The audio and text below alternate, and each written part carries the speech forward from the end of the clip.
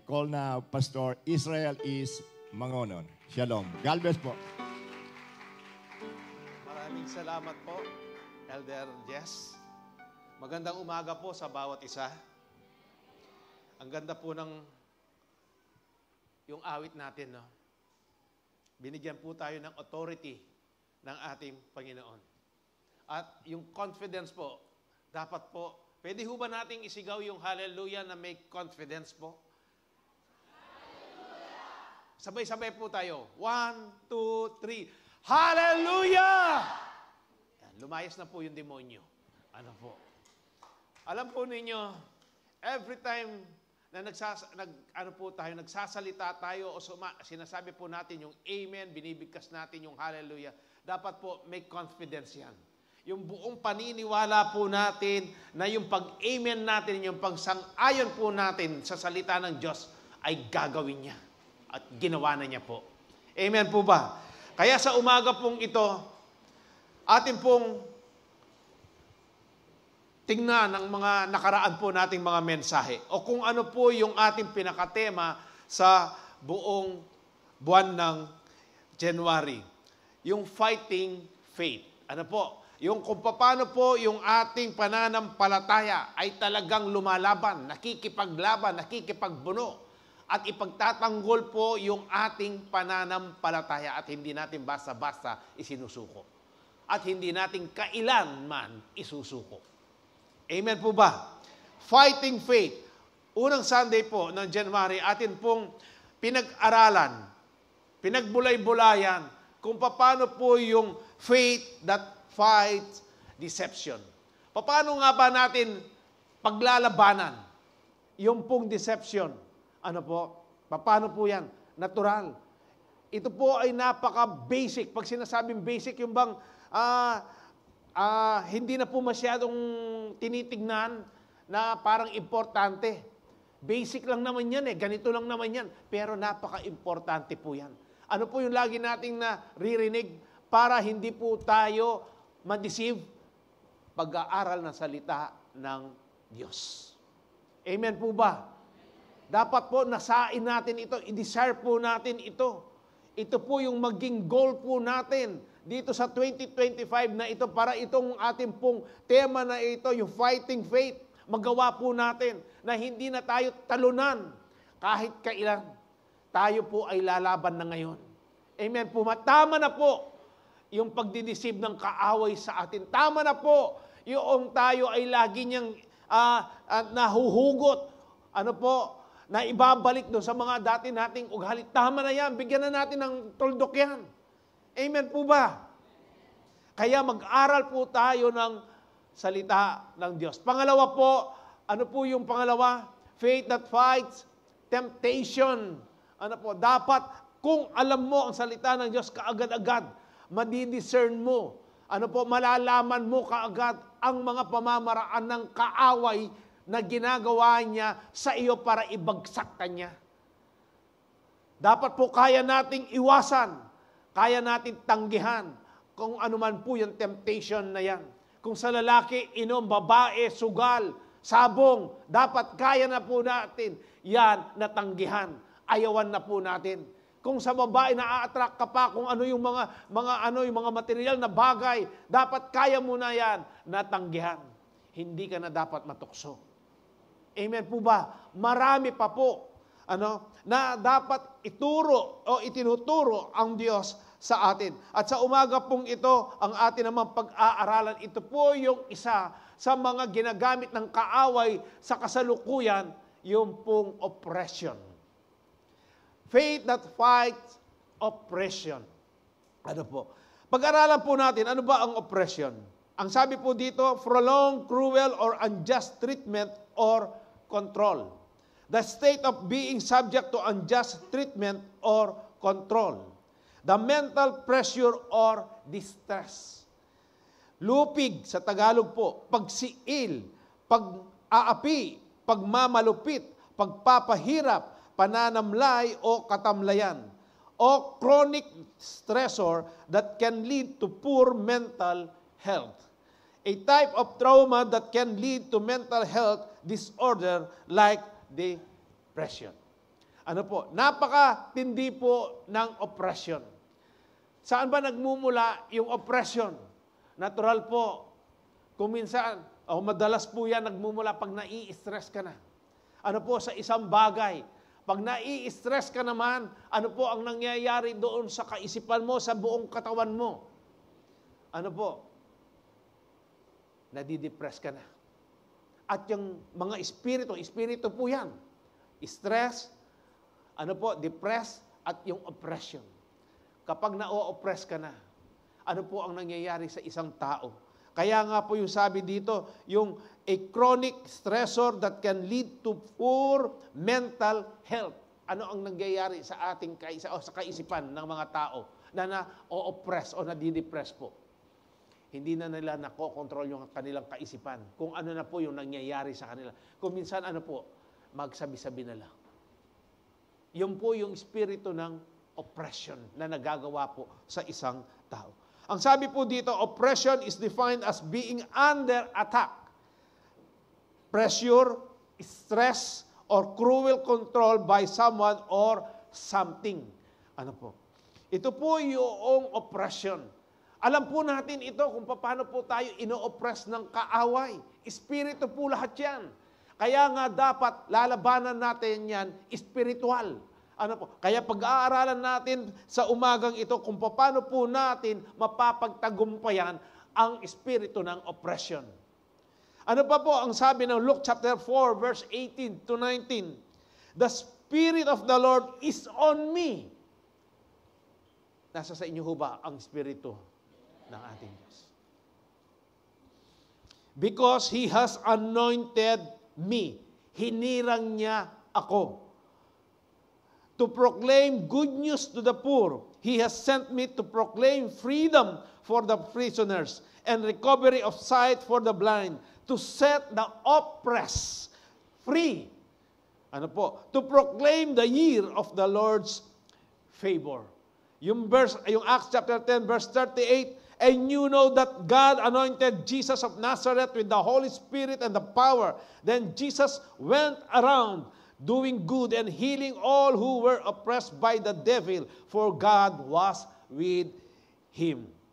Acts 10:38 po, NIV naman po ito. Yung una po natin binasa, NLT. Itong pangalawa po, NIV, na mas, pinagaan, sinimplify para po maunawaan po natin. And yun, sabi po dyan, and God, how God anointed Jesus of Nazareth with the Holy Spirit and power, and how He went around doing good and healing all who were under the power of the evil devil, because God has with him. God was with him. Tayo po yung sumandaling manalangin. Ama, maraming salamat po sa umagang ito. Salamat po, Panginoon. Kanina pa lang sa pag-worship po namin, sa pag-awit namin, nadama na po namin ang iyong presensya. Salamat po, Panginoon Diyos. At nawa tumimo po sa aming kaisipan, Panginoon Diyos, yung bawat letra o bawat words, Panginoon, salita, doon sa kanta na yan, na binigyan mo kami ng Panginoon, ng authority, ng kapamahalaan, Panginoon Diyos. Lord, nawa maging malinaw po ito sa amin, Panginoon. Buksan mo po, Panginoon Diyos, yung mata ng aming mga puso, Panginoon. Yung kaisipan po namin, Panginoon, enlighten them, Panginoon Diyos. Maging maliwanag po sa amin. Tunay na maunawaan po namin, Panginoon Diyos, kung ano yung gusto mo, Panginoon, na maging kami bilang isang tunay na mananampalataya. Panginoon, maraming salamat po. Banal na Espiritu, malaya po kayong kumilos sa aming kalagitnaan, even doon sa mga naka-online, Panginoon Diyos. Lord, pagpalain mo po ang bawat isa't isa. Nagpapasalamat po kami na iningatan mo kami sa aming pagpunta rito, Panginoon Diyos. Panginoon, dumadalangin po ako na magkaroon ng kalayaan, Panginoon, doon sa humihingi ng kalayaan, sa sugal, Panginoon, sa droga, Panginoon, sa mga problema, Panginoon Diyos, o anuman yung alitan sa kanilang mga tahanan, in the mighty name of Jesus. Lord, itong espiritu ng oppression na ito, amin pong binubunat, dinudurog ito, Panginoon, na walang kapangyarihan itong espiritu na ito ng oppression in the mighty name of Jesus. Lord, hayaan mo po, Panginoon, ang mga salita mo, ang magiging salita ko, Panginoon. Anoint me, empowered me, Lord Jesus. I-cover mo po ako ng iyong banal at makapangyarihan na dugo. At aking, Panginoon, winawasak, Panginoon, ang espiritu ng distraction sa aming kalagitnaan, Panginoon Diyos. Panginoon, wala na pong kapangyarihan ng kaaway sa amin, Panginoon. Lord, tatayuan namin ang sa mga salita mo po, Panginoon Diyos. Panginoon, maraming salamat po. Salamat sa katagumpayan, Panginoon Diyos. Salamat po, Panginoon. Maraming salamat. Ang lahat ng ito ay aming, Panginoon, pinagkakaloob sa iyong makapangyarihang pangalan. Ang pangalan ng aming Panginoong Jesus. Ang lahat po ay magsabi ng Amen.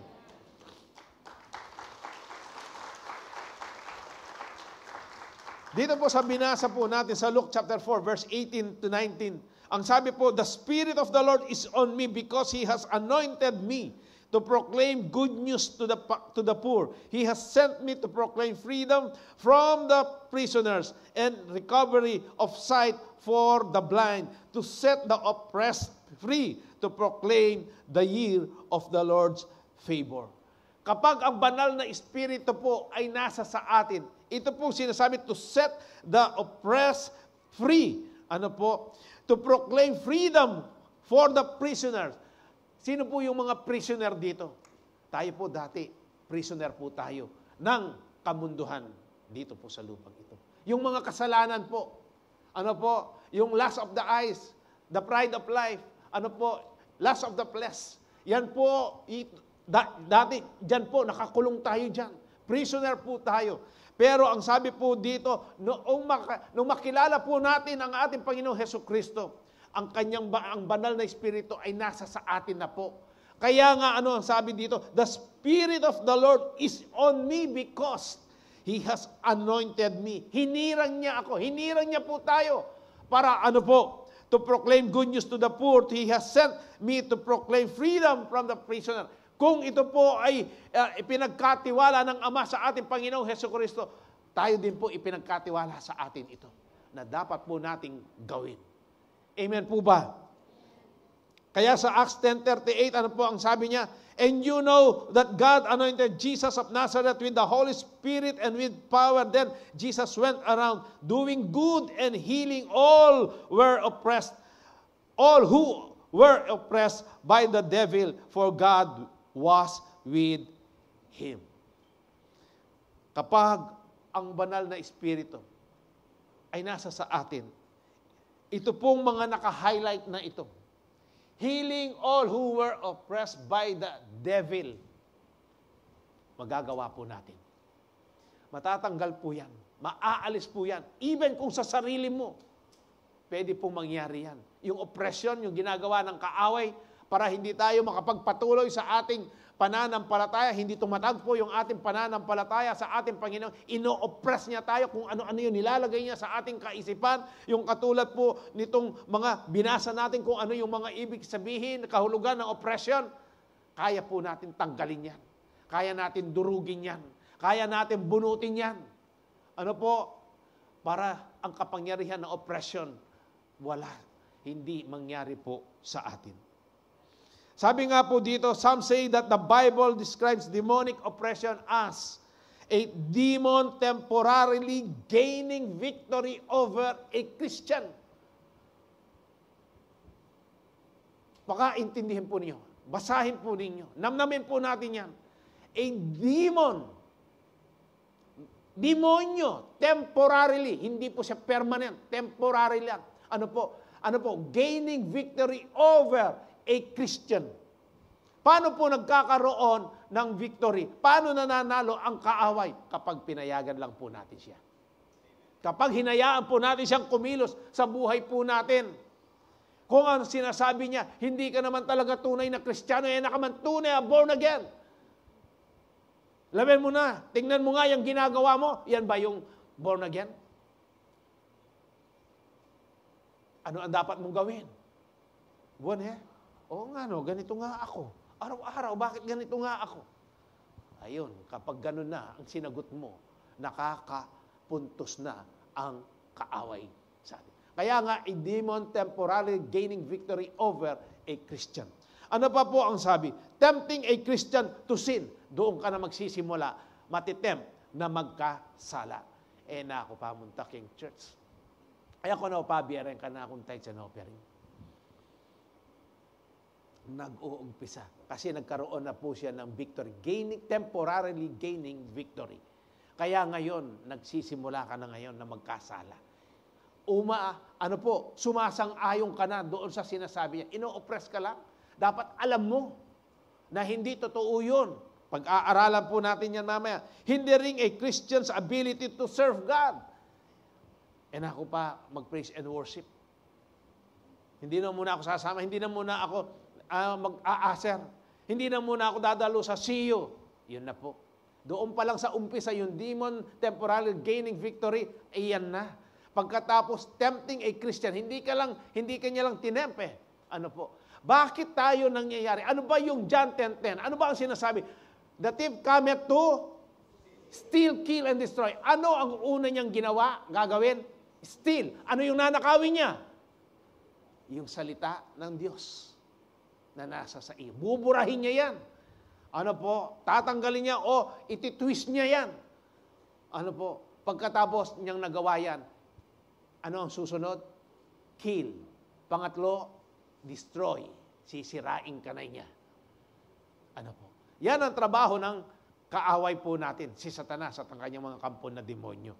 Kaya nga, hindering a Christian's ability to serve God is strongly influencing a Christian thoughts, behavior, and spirituality. Nangyayari po ito. Napakatindi nito. Pag na-oppress ka na ng kaaway, pag pinagbigyan mo po siya. Hindi naman kasi mangyayari na ma-oppress tayo kung hindi natin pagbibigyan ng kaaway, kung hindi natin siya pahihintulutan na kumilos sa buhay po natin. Dapat doon pa lang sa umpisa, alam mo na. Kaya nga, faith that fight deception. Unang-una, alam mo na yung paglilinlang niya sa inyo, sa atin. Pangalawa, yung temptation. Natitempt ka na ba? Ano ba ang dapat mong gawin? Harapin mo, tumalikod ka, gamitin mo ang salita ng Diyos.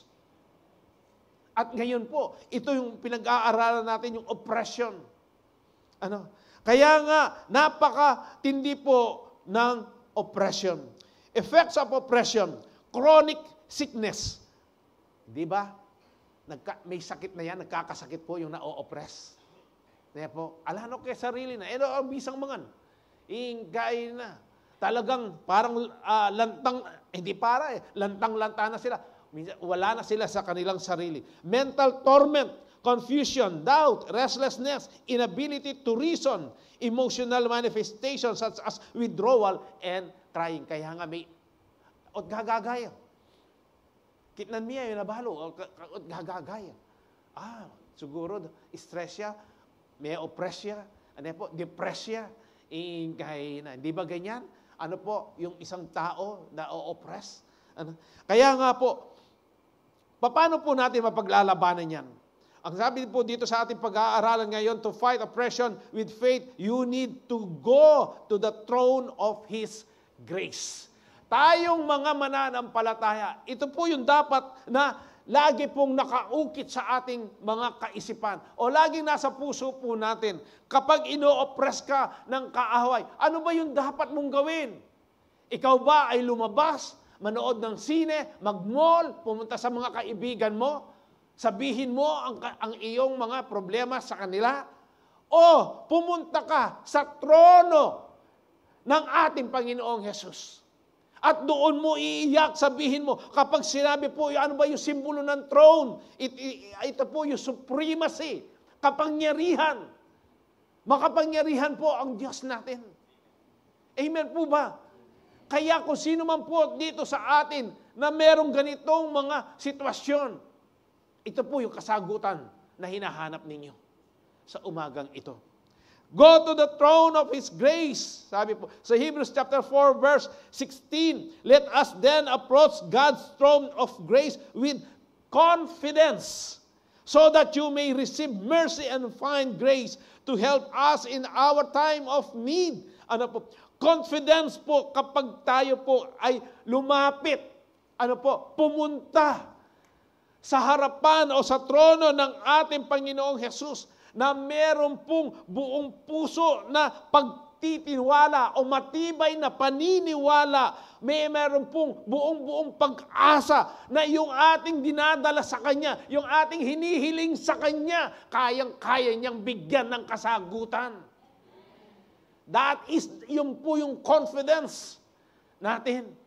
Kaya nga sinasabi niya dito, let us then approach. Hindi niya sinabi na i-approach mo yung kaibigan mo, i-approach mo yung sa labas, pumunta ka sa labas, magliwaliw ka. Ang sabi niya sa atin bilang mga mananampalataya, tayo po ay pumunta, lumapit, dalhin natin kung ano man yung mga problema na yan, no? Sa Kanya na with confidence, matibay na paniniwala. Amen po ba? Sa Matthew chapter 11 verse 28-30, ang sabi po dito, come to me, all you who are weary and burdened, and I will give you rest. Sino po yung may mga dinadala po? Yung mga problema ninyo, mga alalahanin po ninyo. Sino po? Tayong lahat, meron po, diba? Pero ano po ang itinuturo ng salita ng Diyos? Kanino tayo pupunta? Saan tayo pupunta? Anong lugar ang ating pupuntahan? Saan po? Doon sa trono. Yung punong-punong biyaya na trono ng ating Panginoon, na merong confidence, na merong na matibay na paniniwala mo, matibay na pananampalataya mo, na yung kahilingan mo na yan, bibigyan ng katugunan ng Diyos. Take my yoke upon you and learn from me, for I am gentle and humble in heart, and you will find rest for your souls. For my yoke is easy and my burden is light. Amen po ba? Take my yoke upon you and learn from me, for I am gentle and humble in heart, and you will find rest for your souls. Paano ka magkakaroon ng rest for your souls? Paano magkakaroon ng kapahingahan ang iyong kaluluwa? Ang sabi po doon sa unang sentence, come to me. Punta ka sa akin, lumapit ka sa akin. All you who are weary and burdened, kayong may mga kabigatan, kayong mga may problema, kayong mga dumadaan sa mga iba't ibang klaseng mga pagsubok, ano man niyang mga nararanasan mo.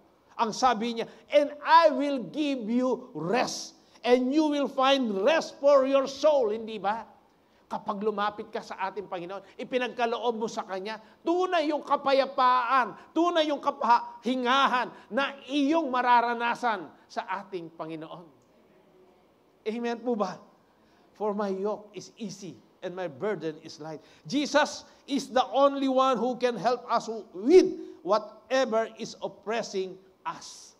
Ang atin lang pong Panginoong Hesus ang pwede talagang tunay na makapagbibigay po ng kapayapaan kung ano man po yung nag-o-oppress sa inyo.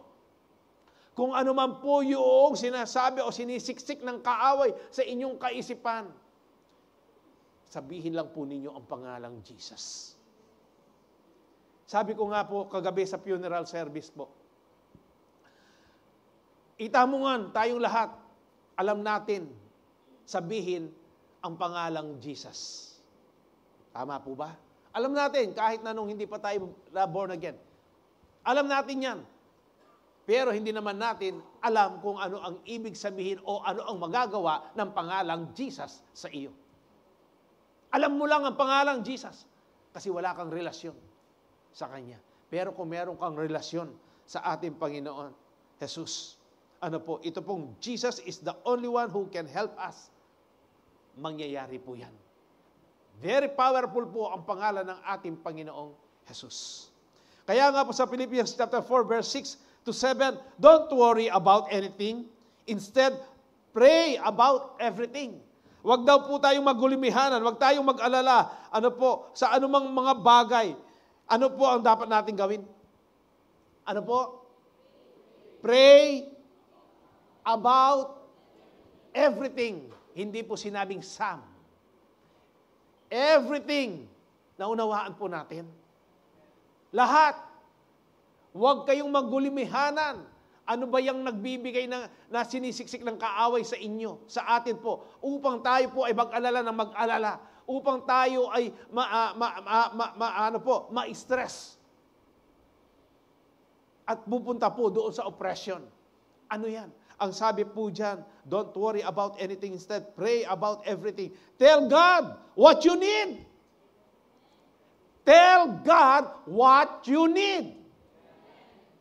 Ano pa po? And thank Him for all He has done.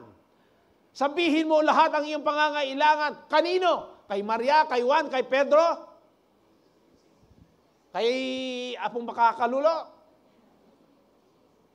Kanino po? Kaya nga sabi ko sa kanila kagabi, ako po, hindi ko minamak.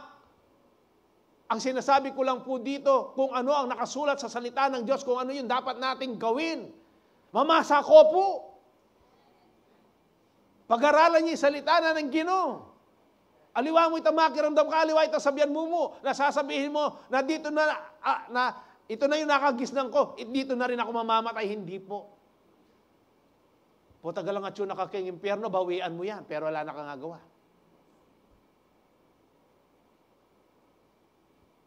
Kaya po dito, tell God what you need and thank Him for all He has done. Ano ba ang ginawa ng Diyos sa iyo? Magbuhat nung hindi ka pa born again. Isipin mo yon. Ano ba ang ginawa ng Diyos sa iyo? Ano ba yung binigay niya sa iyo? Ano ba yung pinagkaloob niya sa iyo? At ngayong na-born again ka, nakilala mong tunay kung sino si Jesus sa buhay mo. Ano ang mga ginawa niya sa iyo? Ano yung mga pinagkaloob niya sa iyo? Bakit naririyang ka? Yung buhay mo na lang yan. Yan ay isang dapat mong ipasalamat. Yung nakilala mo ang ating Panginoong Jesucristo bilang sarili mong tagapagligtas at Panginoon ng buhay mo, dapat mong ipagpasalamat sa ating Panginoon.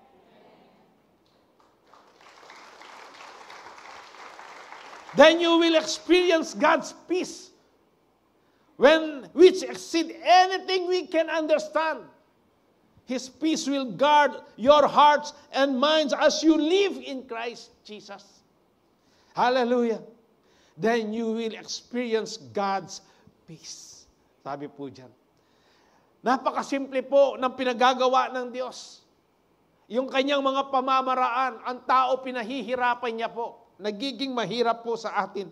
Kaya nga po, itinuturo ngayon sa atin, paano tayo, kapag may mga problema, ino-oppress po tayo, ano yung dapat natin gawin? Napakasimple lang pala. Pumunta ka, lumapit ka sa ating Panginoon. Hindi mo na dapat gawin yung magbuhat doon sa pinto na yun, nakaluhod ka papunta rito. Hindi na dapat gawin yung 10 ganito, 10 ganyan, 10 ganyan. Diretso.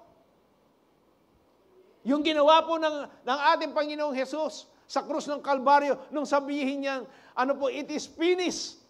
Nung nahati po yung kortina na ang taas, mahigit po sa 45 feet po, ang kapal niya, 7 to 9 inches po, napunit po yun. Hindi na tayo dapat mag-alaga pa ng hayop at alagaan natin, dapat walang sakit yan. Malinis yan, malusog yan, para i-offer mo lang sa ating Panginoon. Nakakadiretso na po tayo ngayon. Ang sakripisyo na dapat lang natin gawin, itong katawan natin, living sacrifice. Ito yung dapat nating alagaan. Ito yung dapat nating ayusin. Amen po ba? Then you will experience God's peace, sabi po dyan. Which exceeds, yung hindi natin po, yung kapayapaan ng Diyos na hindi po natin matarok, maunawaan, walang salita na pwedeng i-describe ano yung kapayapaan na yun. Naranasan na huban ninyo yung kapayapaan na nagmula sa ating Panginoon? Na talagang walang words kung hindi lang sasabihin mo, Lord, salamat po kayong kapayapaan na ini. Lord, salamat po sa kapayapaan na ito na aking nararanasan. Yan ang magbabantay sa ating puso't isipan. Peace can always be found when we approach God's throne of grace. Amen. Totoo po ito. Yung manalangin ka lang, kausapin mo ang ating Panginoon. At habang nakikipag-usap ka, nararanasan mo na yung kapayapaan. At lalo na pagkatapos na payapang-payapa ka. Kaya nga po, inaanyayahan namin kayo. Every Wednesday po, sama-sama tayong manalangin. Noong pong nakaraang Wednesday, siguro po bawasan natin ng konti ang attendance natin ngayon. Ganyan na po karami. Kung wala rin po kayong gagawin, o kung ano po yung conviction ng banal na Espiritu sa inyo, mag-attend po tayo ng prayer meeting natin. Marami po tayong pakikinabangan. Pangalawa po, remember your identity in Christ. Ito po yung isa sa ninanakaw ng kaaway sa atin. Yung identity po natin, yung pagkakakilanlan natin. Ano po? Kung sino tayo? Sino ho ba tayo? Sino po? Bala mo naman, ala yung authority, tapos sagot yun. Dapat atin yung authority convincing yan. Nino po? Sino tayo? Son of God tayo. Para pang confused pa kayo eh. Ano po? Dapat po, may katatagan natin sasabihin yan. Ako, tayo, ay anak ng Diyos. Kasi hindi mo masasabi yan nung gagawa ka pang kasalanan mo eh. Balo mo sigurado, ay anak ng Diyos, anak ng demonyo. Hingay na. Dapat kung alam po natin, anak tayo ng Diyos, may confidence po yan. Confident ka. May authority ka. Ano po? Talagang pinaniniwalaan mo, anak ka ng Diyos. Kung anak ka ng Diyos, sabi po, when you understand who you are in Christ, you gain power. Amen po ba? Kung nauunawaan mo kung sino ka kay Kristo, ano po? Ano ang sabi? You gain power. Magkakaroon ka ng power, ng kapangyarihan. Yung iba siguro sa inyo, hindi naniniwala. Pastor, paano po yan? O di pag-aralan natin. Dapat kilala mo yung sarili mo. Ano po? Kung sino ka. Ano po ang sabi ng ng salita ng Diyos sa John chapter 1 verse 12? But to all who believe Him and accepted Him, He gave the right to become children of God. Sino daw po yung may karapatan na maging anak ng Diyos? Pakibasa po, nakatalikod ako eh. Pakibasa po ng malakas.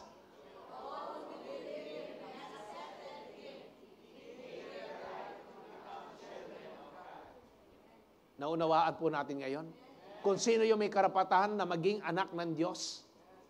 Yung tunay na Diyos. Yung buhay na Diyos. Sino po? All who believe Him and accepted Him. Doon lang po sa nananampalataya, naniniwala. Kanino? Sa ating Panginoong Hesukristo. Amen po. At ano po yan? Hindi natigil doon. Hindi huminto doon. Tinanggap niya bilang sarili niyang Panginoon at tagapagligtas niya. Amen po ba? Malinaw po ba? Kaya nga ini-encourage namin kayo, wag lang kayong makinig. Magbasa kayo, mag-aral kayo, basahin ninyo yung inyong mga Bible. Ay nasa cellphone na po ninyo yan, kahit saan kayo pumunta. Dala-dala ninyo ang cellphone nga eh. Yung Bible nakakalimutan eh. Yung cellphone hindi eh. Hindi ka mapakali pag nakalimutan mo yan eh. Di ba? Real talk yan. Ano po? Totoo naman. Eh, nandyan na yung salita ng Diyos. Nandyan, ida-download mo na lang. Hindi ka na mag-ano ng page. Magpi-flip ng page. Ano po? Mag-i-scroll ka na lang. Napakadali. Bakit hindi pa natin gawin na mag-aral tayo ng salita ng Diyos? Magbasa ka. Sabi niya, but to all who believe Him and accepted it. Habang nag-aaral ka, pinagmumuni-munihan mo ang salita ng Diyos, ngayon nauunawaan mo, nabubuksan yung mata ng iyong knowledge, ng iyong pangunawa, yung mata ng iyong puso. Ngayon ganito pala. Para pala matawag ako anak ng buhay na Diyos, dapat maniwala ako sa Kanya, paniwalaan ko siya. Yung Kanyang mga salita. At accept ko siya, tanggapin ko siya. Na siya na yung maghahari sa buhay ko. Na siya na ang may control sa aking buhay. Na siya na ang lahat na may control ng kung anong meron ako. Yan po yung sinasabi. Dapat alam natin yung identity po natin para yung kaaway natin, kahit na baligtarin niya pa yung salita, alam mo kung sino ka. Kahit na ano sabihin niya, katsura mo, ugali. May kasala ka pa nandun, maski i-condemn ka niya ng i-condemn, dapat alam mo kung sino ka sa harapan niya. Alam mo, ipakilala mo kung sino ka sa Kanya. Ano po ang sinasabi ng salita ng Diyos sa Colossians chapter 3 verse 26? For you are all children of God through faith in Christ Jesus. Amen po ba? Sa 1 John chapter 3 verse 1, see how very much our fathers love us. Nakikita ho ba ninyo kung paano tayo kamahal, minahal ng ating Ama? Nakikita ho ba ninyo yan sa sarili ninyo? Ano po ang sabi niya? For He calls us His children. And that is what we are. What we are. Nanutamo kung ano tayo. But the people who belong to this world don't recognize that we are God's children because they don't know Him. Sila, hindi nila kilala ang ating Panginoong Jesus. Tayo, kilala po natin ang ating Panginoong Jesus. Amen po ba? Kaya nga, He calls us His children. Yan po tayo. Yan yung identity po natin. Amen. As children of God, we possess the power to overcome any form of the oppression. Dito po sa Ephesians chapter 1, verse 19 to 18. Gusto ko po munang basahin natin yung 18. Ano po? Bago yung 19. Kung pwede pong dyan, sa ating LED. Yung 18 muna, Ephesians chapter 1, verse 18. Gusto ko lang po maunawaan natin ito. Ang sabi po ni Paul dito, I pray that God will open your minds to see His truth. Ano po? Ano pa ang sabi? Then you will know the hope that He has chosen. Dito na nga ako. Chosen us to have. You will know that the blessings God has promised His holy people are rich and glorious. I pray that God will open your mind, sabi po dyan sa 18. At doon sa 19, dito niya po sinabi rin na, I also pray that you will understand the incredible, yung kahanga-hanga, the greatness of God's power for us who believe Him. Dapat nauunawaan natin, sino ba yung nasa sa inyo ngayon? Sino ba yung nandito sa puso natin? Sino ba yung naghahari dito? Si Jesus, ang banal na Espiritu ang nasa sa atin. Ano po ang sabi doon sa susunod na sentence? This is the same mighty power that raised Christ from the dead. Ano po yung power na yon? Sino po yon? Ang banal na Espiritu na nasa sa atin. Yun po yung nagbuhay sa ating Panginoong Hesukristo. Yun ang nag-resurrect sa Kanya sa mga patay po. Yung power na yon, yung kapangyarihan na yon, yung banal na Espiritu na yon, siya rin po ang nasa sa atin sa kasalukuyan.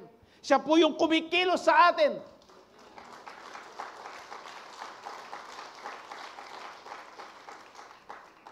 And seated Him in the place of honor at God's right hand in the heavenly realms.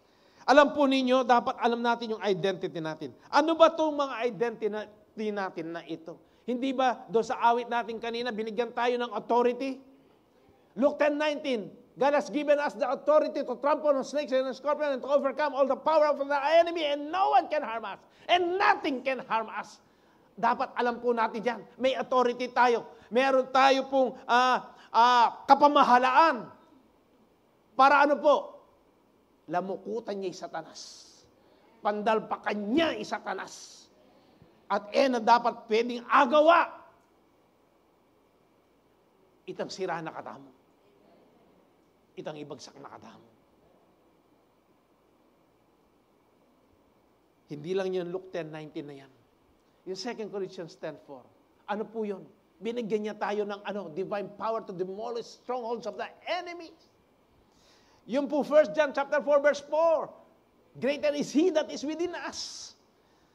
Ano po, yung Romans 8:37 po yan. We are more than conqueror.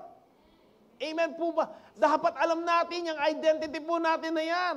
We are justified. We are sanctified. Amen po ba? Kung tutuusin po, wala nang kalaban-laban ang kaaway. Bakit meron pa siyang laban? Lack of knowledge. Hindi tayo humihingi sa ating Panginoon. Kaya nga dapat po matutunan natin ito, makilala natin sino tayo. Sino ba tayo? Anak tayo ng Diyos. Anak tayo ng ating Panginoon Yesus. Kung anak tayo ng Diyos, anong meron ang Diyos na ito na dapat meron tayo? Hindi ba ang sinabi sa atin? Lay hands on the sick.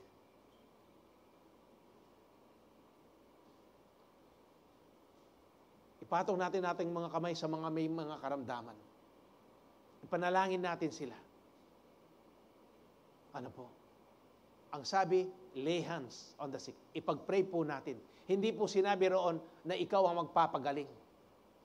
Ang sinabi doon, lay hands. Sumunod lang po tayo kung ano yung pamamaraan, yung inuutos ng salita ng Diyos. Hindi na po tayo lalampas doon. Amen. Ang Diyos na po ang bahala doon sa susunod. Ang kailangan lang natin sumunod doon sa kanyang mga itinuturo sa atin. Kung binigyan tayo ng authority, di gawin natin. To trample, di gawin mo. Lamukutan mo yung kalaban. Satanas, ang po yung demonyo. Ingkahin na. Yun po ang gagawin natin. Ano ang sabi? And to overcome all the power of the enemy and nothing, no one can harm us. Di yun ang gawin po natin. Huwag na yung gusto mo pang lampasan yung inuutos ng Diyos, yung pinapagawa niya. Hayaan mo siya na ang gumawa doon sa susunod. Sumunod lang po tayo. Amen po. Kaya yan ang ipamukha mo kay Satanas sa kanyang demonyo at sa kanyang mga demonyo. Ano po? Yung power na yan, tandaan po niyo, yung mighty power na yan, yan po yung Holy Spirit na nasa sa atin. Yan din po yung nag-raise kay Jesus sa mga patay. Hindi po kayo humahanga dyan? Hindi ba kayo believe na believe?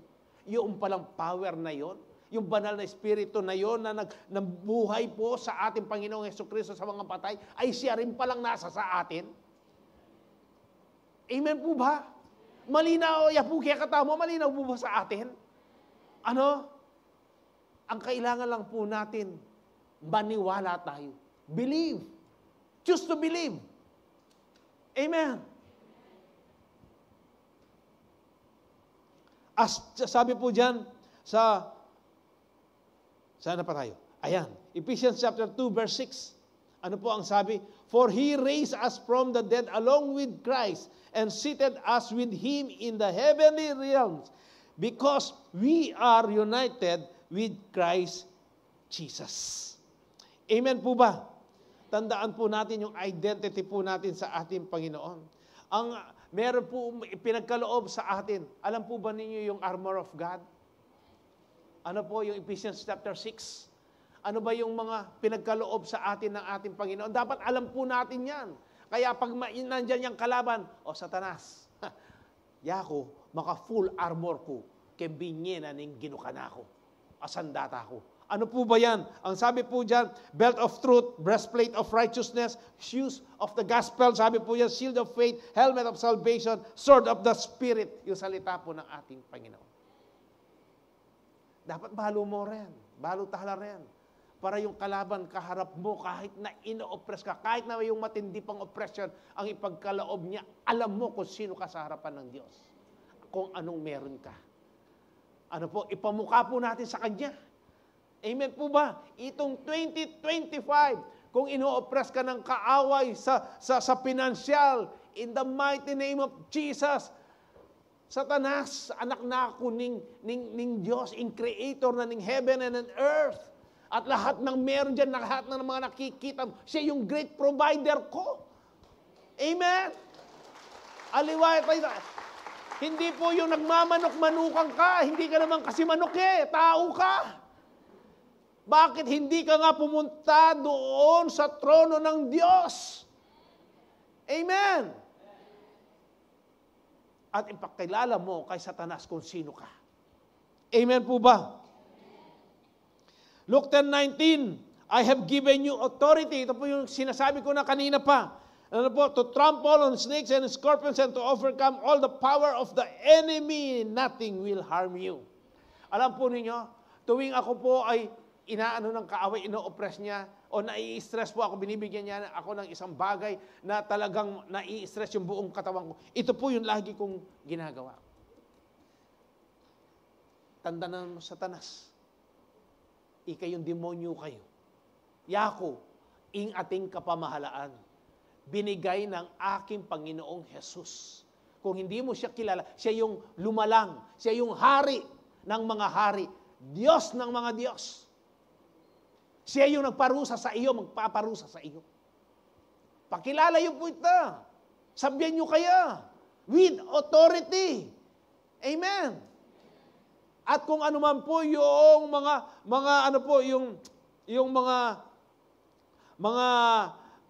ipinapasok niya po sa ating kaisipan, meron po tayong divine power to demolish strongholds po ng kaaway. Yung mga lofty opinions. Ano po, yung mga salita na nag-a-against sa knowledge ng ating Panginoon. Ano po? Meron po tayong authority niyan. Meron po tayong kapangyarihan. Para itong 2025 po, maging matatag, malusog yung ating pananampalataya. At tayong lahat po, nakangiti tayo. Every time nalalapit tayo sa ating Panginoon, hindi na mabigat yung ating pagmumukha ko, hindi laging masaya, Lord. Karakala problema, pero masaya ko pa rin Ginoo. Balo ko kasi ikaing kalakasan ko. Kasi balo ko Ginoo, na ako man nagyuntalunan ng kalaban, uli niya ako, victorious na ako. Uli niya ako, kayabe, palagi mo kong kayabe. Mo ko lalakuan.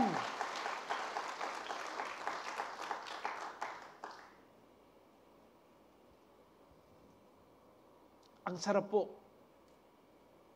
kapag ganito po yung ating karakter, yung puso po natin. Alam natin kung anong meron po tayo na authority na pinagkaloob ng Diyos. Sa Romans chapter 8 verse 31, what shall we say about such wonderful things as this? Ano ang masasabi natin sa mga bagay na mga kahanga-hanga na ganito? Ano ba ang ginawa ng mga kakahanga-hanga ng Diyos sa iyong buhay? If God is for us, who can ever be against us? Kung ang Diyos ay nasa sa atin, sino ang laban sa atin? Wala, mga kapatid. Just to believe that. Believe that word. Maniwala ka sa salita ng Diyos. Huwag po natin pagdududahan ang salita ng Diyos. Amen po ba? Ang salita ng Diyos kahit kailan po, yan po ay totoo, mananatiling totoo. Mawawala ang lahat. Tingnan po ninyo ang nangyari sa California. Huwag na huwag mong imamak ang Diyos. May kakalabanan ang Diyos. Malyaring alayang kaparusan yan. Binigyan pa lang sila ng hints. Binigyan pa lang sila ng ebidensya kung gaano katotoo ang salita ng Diyos. Ipinakita na sa kanila. Kaya tayo dito sa Pilipinas, huwag na po nating hintayin yan. Huwag na nating gagawin na imaknan pa natin ang Diyos. Dahil gagawin niya kung ano yung karapat-dapat. Kung ang Sodom at Gomorrah kaya niyang ipalubog at hanggang ngayon hindi nila makita ang Sodom at Gomorrah sa mapa ng mundo, kaya niyang gawin yan. Kung nagawa niya, magagawa niya pa rin yan. Kaya nga po, tandaan po natin, sino ba ang lalaban sa atin? Sino ba yung kokontra sa atin? Kung ang Diyos, ang kanyang salita ay nasa sa atin. Kaya nga po, kami natutunan po namin lagi po yan, inaano po ni Pastor Manny sa amin. Kapag may problema, ano man ang pinag-uusapan, lahat ang may final say ang salita ng Diyos. Ang may authority, ang salita ng Diyos. Sino nga ang kokontra dito? Pag sinabi sa atin, inutos sa atin, love the Lord thy God with all your heart, soul, mind, strength. Love your neighbor. Love your enemies. Forgive them. Ano po? Sino ang kokontra doon? Sino po? Si Satan lang. Si Satan lang po talaga. Tama po ang ating kapatid. Pero tayo, hindi tayo dapat kumontra doon. Dahil yung po ay totoo. Kapag pinatawad mo yung iyong kapwa, patatawarin ka rin ng Diyos. Amen po ba? We can never be defeated if we know and live our identity in Christ. Amen. We can never be defeated if we know and live our identity in Christ. Kung ipinamumuhay po natin kung sino tayo, ano po? Hindi tayo kayang talunin ng kaaway. Alam kasi niya, ahini etane akwa. Ahin din king Calvary Temple, masya sila talaga paninindigan. Balo da nung nino ila king harapanan ng Diyos. Kaya mong tatana ka rin ngaliwan church sana. Karintana mo, deta may nala. 50-50 laretang ka rin eh. Ingkain. Pero king Calvary, no, tapang de membro, katulad do rin pastor da. Talagang paglaban din salita na ng paniwalan de talaga yung salita na pangabiyayan de, yayang paniwalan. Mayayakit yan, nakikita sa pamumuhay po natin. Amen po ba? Pangatlo po, to fight oppression with faith, you need to speak God's word over your situation. Hallelujah. Ito po yung madalas, dito tayo, siguro po, sasabihin ko na parang bumabagsak tayo hindi parang Ano po yung kapag merong sitwasyon na pangit, nadadala tayo kaagad doon sa pangit na sitwasyon. Nakakalimutan natin kung sino tayo. Yun ang dapat nating tandaan Ano, yung pumunta ka kaagad sa trono ng ating Panginoon, agad, automatic ka agad na makilala, ay anak na ako ng Ginoo, at makanyang ko, at kakanyang ka, Israel mangonon. Dapat maalala natin kaagad yun. Yung identity po natin. Pagkatapos, ano po, para malabanan natin ng oppression, speaks God's word over your situation. Hallelujah. There is power in our words, especially when we declare them in faith. Pag sinabi po natin, I am a child of God. I am healed. I am blessed. Ano, paniwalaan po natin yan. Amen po ba? I am a more than conqueror. Ano po? I am victorious. I am generous. Dapat po, pinapaniwalaan. Yan dapat yung ating sinasabi. Ano po, yung lumalabas sa bibig po natin. Talagang makapangyarihan po ang salita ng Diyos. Sa Proverbs chapter 18 verse 21, death and life are in the power of the tongue, and those who love it will eat its fruit. Blessing and curses po yan is in the power of our mouth. Tongue po natin. Meron pong isang kwento na ikinwento sa amin ni Pastor Manny, sa aming CEO po. Yung kwento po sa buhay po ni Ben Carson. Ito po yung isang doktor na naging tanyag po, neuro po siya. Sa utak po siya. Itong taong ito, nung maliit po siya, nung bata pa siya, ano po, hindi siya, ano po, marunong. Ingaos dapin kaya bobo yan. Kasi mag-Tesla zero, yung kakakwana. Hindi ko po masyadong tatagalan ito, ano po. Ikukwento ko lang po doon sa ano po, maikli. Pagkatapos po, ayaw na mag-aral o anuman po kasi wala, bobo yapin, alayang balo. Pero yung mana, po, yung sasabihan ng mana, alika, ka bobo. Diyasa ka, itamo pong pengari, dapat makanyang tamo po. Nung sasabihan na ng anak, mahin ako bisa mag-aral. Kasi rin kaklase ko, tutok swanda ko, ala ko kanong balo. Ali anak, diyasa ka. Diyasa ka. Ingkay, panalangin tahala po. Alam po ninyo, ito yung ginawa ng nanay niya. Kahit na ano sabihin na negative ni Ben, ano po ang sinasabi ng kanyang ina, biyasya. Biyasya. Hanggang po noong natanim po yan sa isip ng bata. Nag-aral po siya, sa madaling salita. Kaya nga, naging doktor po siya Ano po, talagang nag-aral po siya, nagpursige po siya. Ano po yung gusto kong ipakita sa inyo dito, ipaabot sa inyo. Kung ano po yung dinideclare natin, makapangyarihan po yan. Makapangyarihan po yan. Halimbawa, may karamdaman ka. Ano po? Ano ang sabi ng salita ng Diyos? Sa Isaiah chapter 53 verse 5, ano po ang sabi? By His stripes, we are healed. Eh di yun ang sabihin mo, yun ang i-declare mo. Pero sasabihin ng kaaway, o-oppress ka niya, alin naman, laban mo, hanggang ngeni. Makanyang ka. Pero ano ba yung sinasabi ng salita ng Diyos? Na iyong dapat i-declare na ikaw ay favor, ikaw ay anak ng Diyos, ikaw ay magaling na dahil sa kanyang mga sugat. Ikaw ay pinagpala. Dapat ganyan po. Yung mga salita ng ating Panginoon, yan po yung dinideclare po natin sa ating sarili, sa ating mga anak. Kaya itong si Ben Carson na po, naging tanyag siya sa buong mundo. Dahil doon sa dinideclare ng kanyang ina sa kanya. Kaya tayo ganyan po tayo dapat. Ano po ang sabi pa sa Numbers chapter 14 verse 28? So tell them, as surely as I live, declares the Lord, I will do to you the very thing I heard you say. Ano ba yung kwento rito na nasa ilang na po ang mga Israelita? Mareklamo lang talaga ng Israelita.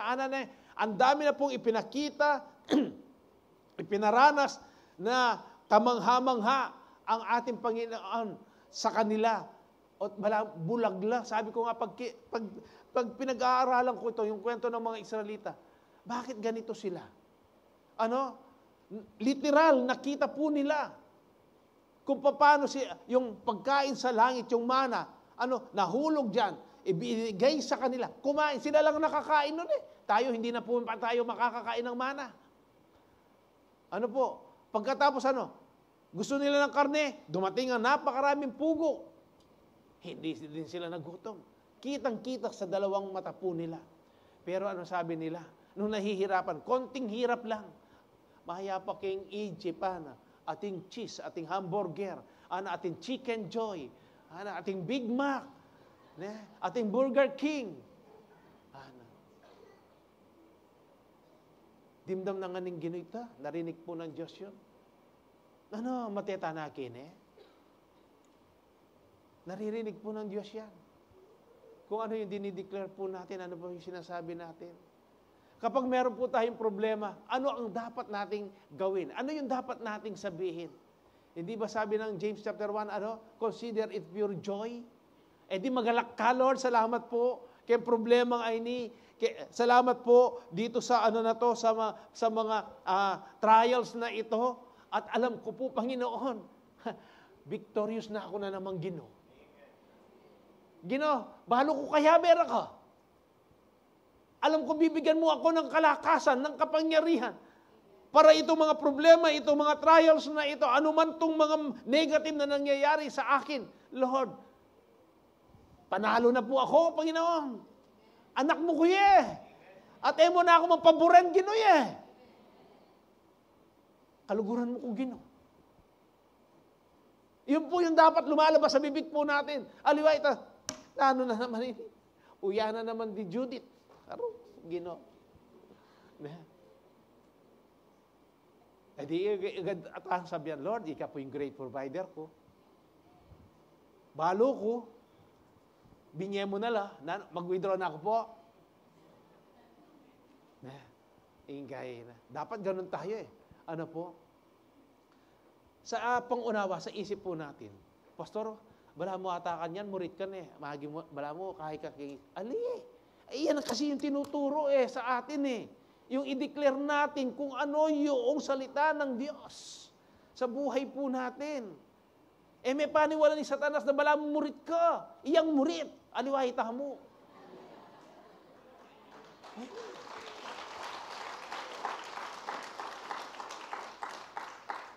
Paniniwalaan mo yun na murit ka. Ayan, mag-o-oppress sa iyo yan. Tatanim na sa isip mo yan. Kung sabi mo, ika kasi iyang murit. Tandaanan mo yan sa ako, wali ko. Kasi, ang Diyos ko, naman murit Makapangyarihan niya yung Diyos ko. Okay po yun? Ganun natin kausapin ang kaaway. Ipakilala na natin sa Kanya. Ngayon, 2025, dapat ganyan na po yung ating maging kaisipan. Yan yung natatransform, nare-renew yung kaisipan natin. Amen po ba? Ano pa po ang sabi dito sa Mark chapter 11, verse 22-24? Have faith in God, Jesus answered, "Truly I tell you, if anyone says to this mountain, 'Go throw yourself into the sea,' and does not doubt in their heart, but believes that what they say will happen." Ano po ang sabi? It will be done for them. Amen? Matuto na po tayo kung ano yung dineclare po natin. Ano po? Ano ang sabi? Believe. Huwag kang, mag-doubt. Huwag kang magkaroon ng doubt, ng pag-aalinlangan. Yung unbelief, dapat wala po yan. Mabura po na sa ating kaisipan na yan. Ano ang sabi? But believe. Masubalit, dadapwat, maniwala ka. Sabi po dyan, kung ano yung dineclare mo, mangyayari yan ayon sa salita ng ating Panginoon. Ano po ang sabi doon sa 24? Therefore, I tell you, whatever you ask for in prayer, sabi po, believe that you have received it and it will be yours. Amen po ba? Dapat yan po yung i-declare po natin. Amen. At alam ko po, ano man yung kainyong pinapanalangin, sabi po nga ng MC natin, yung mga bakanting mga upuan na yan, yung sa tabi na ipatong po natin, yung mga kamay natin, ipanalangin natin. Na yan palang yung mga bakante na yan pala yung mahal natin sa buhay. Na makakasama natin sila.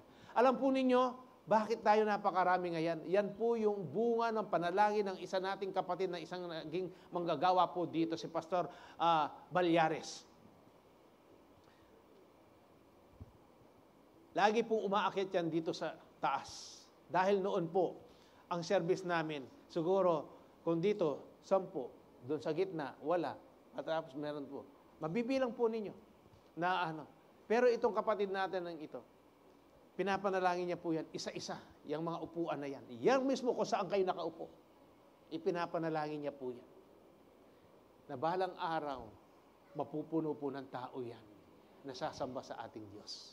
Hindi man lang niya po nakita. Pero tinugon po ng ating Panginoon. Yan po yung bunga ng panalangin niya. Tayo rin po, hindi pwedeng hindi magkakaroon ng bunga yung ating panalangin kung sincere po. I-declare po natin sa ating bibig na yung mga upuan na yan ang makakasama natin, yung mga kapatid natin, mga magulang po natin, mga kamag-anak natin, mga pinsan po natin, mga kaibigan po natin, mga kumpare-kumare po natin, mga kapitbahay po natin. Declare po natin yan. Amen po. I-declare din po natin na tayo ay gamitin ng ating Panginoong Hesus kung saan ka nagtatrabaho, kung saan ang business mo, gamitin tayo ng ating Panginoon. Kung ikaw ay estudyante, i-declare mo na gagamitin ka ng ating Panginoon doon sa iyong eskwelahan, sa mga kaklase mo, upang makapagdala po tayo ng kaluluwa para sa ating Panginoon. Amen. Sa 2 Corinthians Chapter 4, verse 13, it is written, I believe, therefore I have spoken. Since we have that same spirit of faith, we also believe and therefore speak.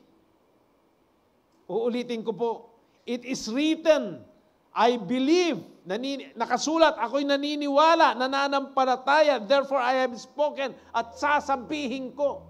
Sabi niya, since we have the same spirit of faith, meron ho ba tayong iisang espiritu na pananampalataya? Dapat iisa lang po yan. We also believe and therefore speak. Amen? At alam ko po, itong 2025 na ito, kung hindi pa darating ang ating Panginoong Hesus, makikita po natin yung binigay na vision sa ating po ng pastor, yung 10,000 souls. Dahil lagi po natin dinideklara yan. Na yan, 10,000 souls na yan, pinagkaloob na ng ating Panginoon. At yung lupa dito sa harapan ng Caltex na ito, dinideklara natin, sa atin yon. 2 beses natin dinedicate yan sa ating Panginoon. Sa atin yan. Ipagkakaloob ng Diyos yan sa atin. At yung mga building po na ating ipinapanalangin, dinideclare po natin na mangyayari po yan. Ang Diyos ang magpo-provide. Mangyayari po yan. At kung ano man po yung mga kahilingan ninyo, dinideclare ninyo sa ating Panginoon, maniwala po kayo. Pagkakaloob po ng ating Panginoon po yan. Amen po ba? Fight oppression with the words of faith in our declaration. Fight oppression with the words of faith in our declaration. Mag-review na po tayo, faith that fights oppression. Go to the throne of His grace. Remember your identity in Christ. Speak God's word over your situation. Sa Galatians chapter 5 verse 1, it is for freedom that Christ has set us free. Hallelujah. Stand firm then and do not let yourselves be burdened again by a yoke of slavery. Huwag na po natin hayaan na ang kaaway po, na gawin niya tayong alipin. Siya yung gawin nating alipin. Siya yung dapat sumunod sa atin. Dapat wala na siyang kapangyarihan sa buhay po natin.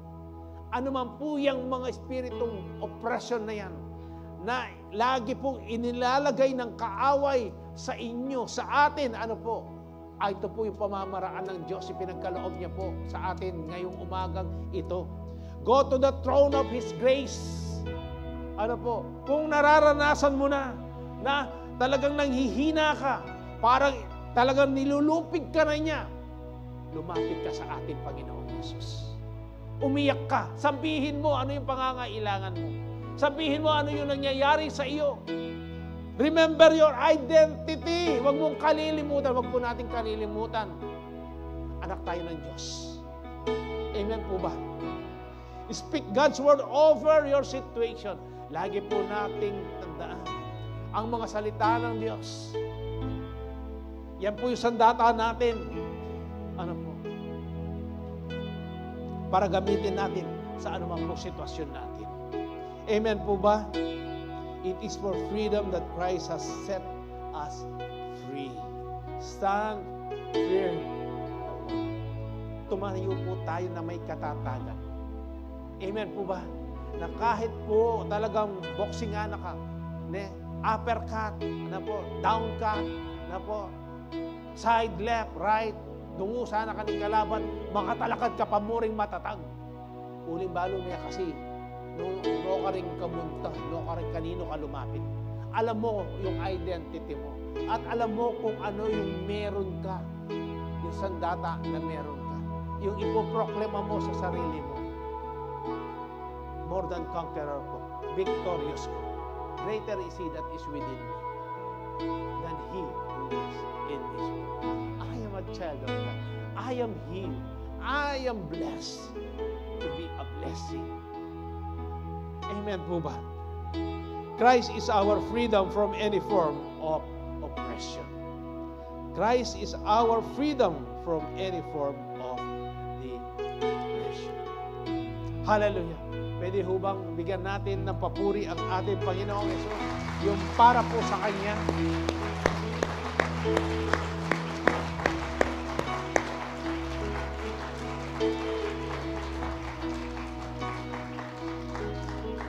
For the whole 2024, naging tapat ang Diyos sa atin. Itong 2025 na ito, hindi nagbabago ang Diyos po natin. Siya pa rin, paparanas niya pa rin po yung katapatan niya sa atin. Ano po yung katapatan niya? Ayan po, itinuturo niya sa atin kung paano natin labanan ang anuman pong mga iskima ng kaaway pagdating sa paglilinlang, sa temptation, sa oppression. Yan po ang gusto niya mangyari sa atin, yung matibay po tayo sa ating pananampalataya hanggang siya yung dumating na madatnan niya tayo. Sana dumating ang ating Panginoon, nandito tayo, nakataas lahat ang ating kamay, nagpupuri po tayo sa ating Panginoon. Magana kayang Ginoo, kagana ka ng kagana kakikata mo. Maski ita mo, suwailta mo, pero yung Ginoo, itang biyaya na eman may bawasan po. Laging sapat na yung kanyang biyaya po sa atin. Kaya po, totoo po, hindi natin magagawa sa sarili nating kakayanan. Magagawa lang po natin yan kung kasama po natin ang ating Panginoong Yesus. We are victorious. Amen po ba? Patagumpay tayo. Tayo pong lahat ay tumayo.